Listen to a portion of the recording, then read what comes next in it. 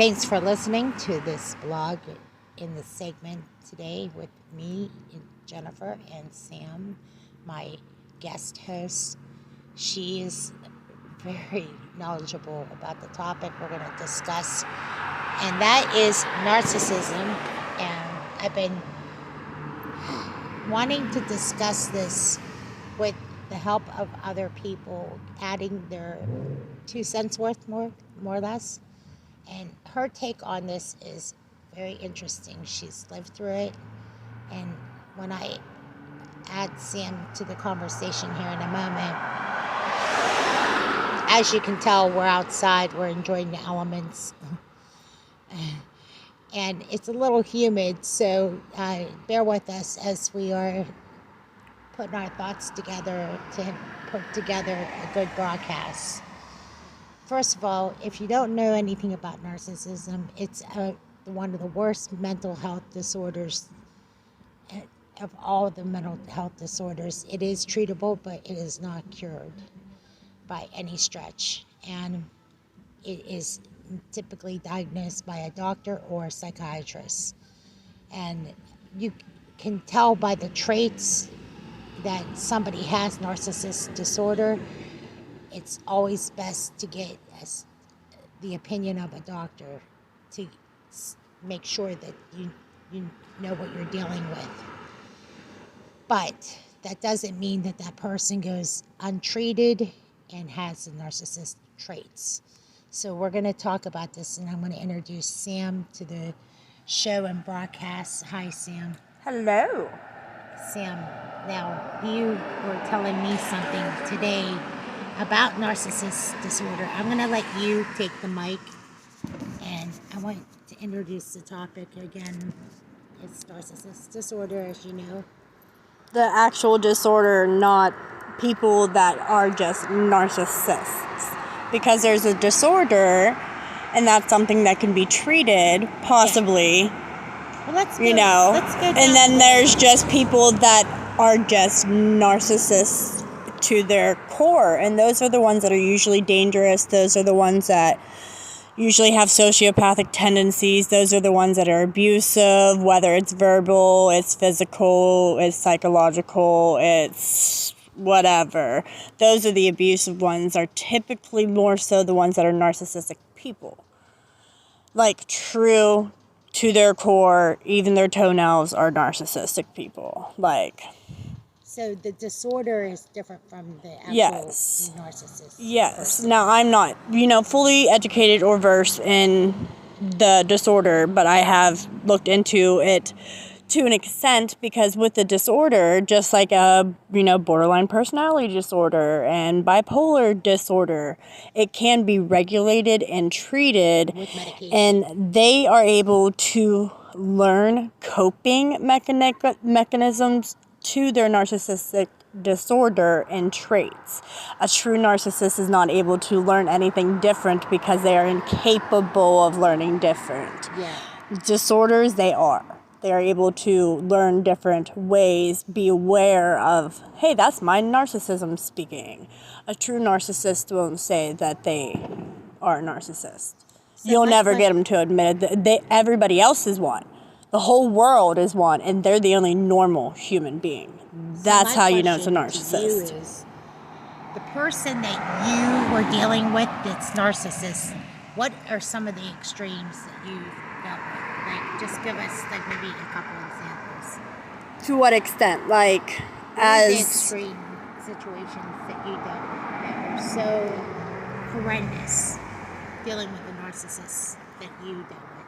Well, one specifically, obviously, is the biggest traumatic experience of my life when my ex, Joshua Tyler Shepard, April 1st, 1993, from Las Vegas, lives in Indiana, PA, 15701 on 4th Street, tried to kill me with our 2-year-old in a room beside us. He strangled me, kicked me, punched me.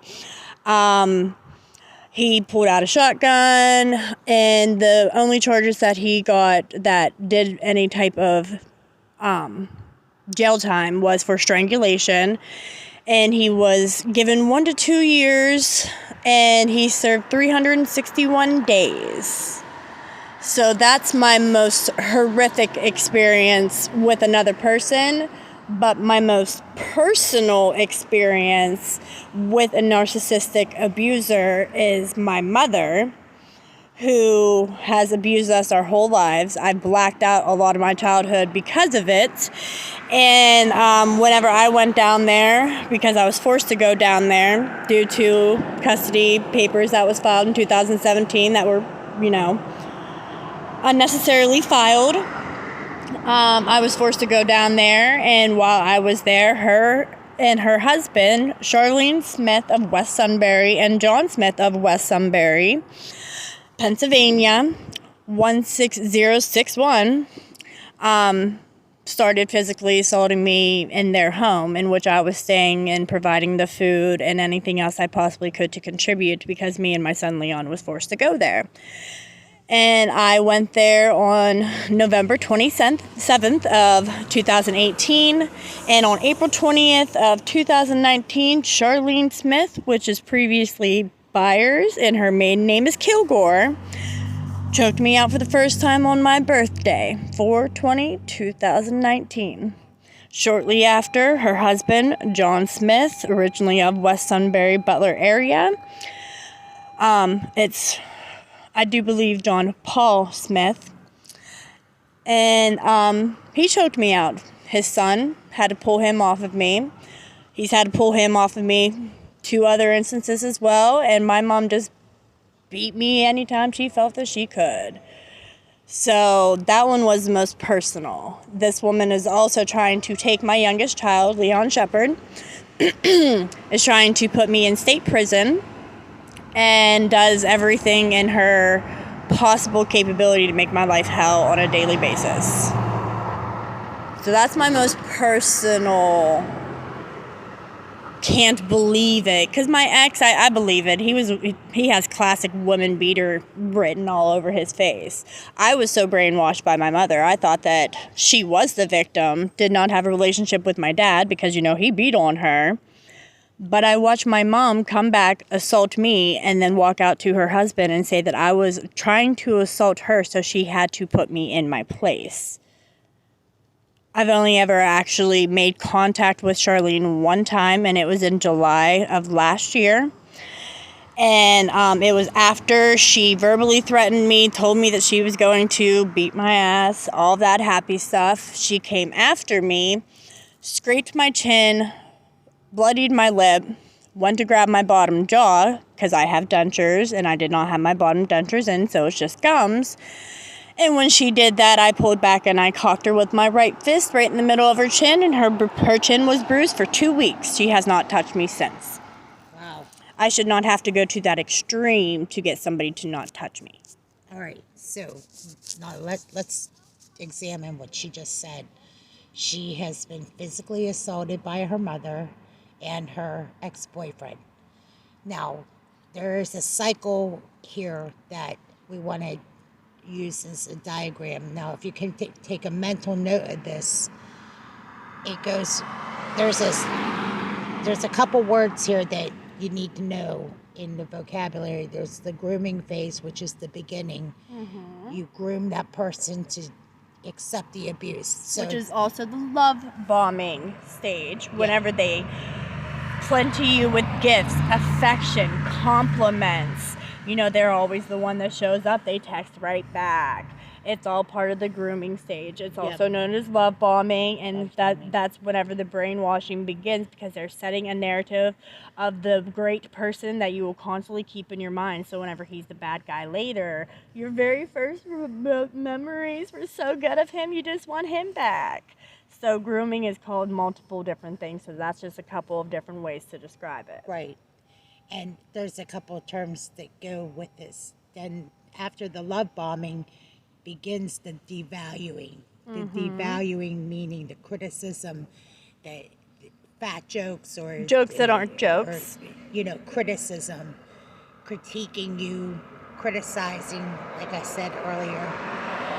Things were okay, but now all of a sudden they're not. Yes. things he reassured you, oh, that's fine, are now a problem. And this is also after you told them all the things that you've been through because you thought you could talk to them. And they took mental note of all the things and they slowly start doing those things. But they make you feel that they aren't. Like, that's the brainwashing. They'll do random things and you'd be like, they wouldn't do that. Of course. They know that I don't like that. I tolerate that again. And lo and behold, you secretly are. And that's part of that devaluing process, is that they see what buttons they can push with you and what you'll just laugh off and what you'll be like, excuse you. That's the little random where you have these stupid random fights. And then like afterwards you're sitting there and you're like, what was that?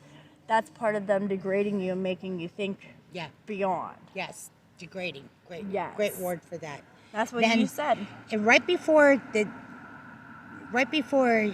we get into the discard, you have to be devalued because it's preparation for the discard. Discard is they're either going to ghost you or they're going to get rid of you some way, somehow.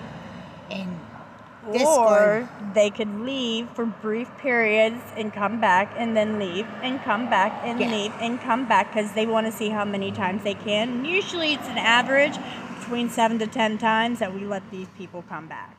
Yes. It depends on the type of narcissism and their exit strategy. And that this is, to know this, there's a couple other words. They also use words in the reference of this gaslighting. Mm-hmm.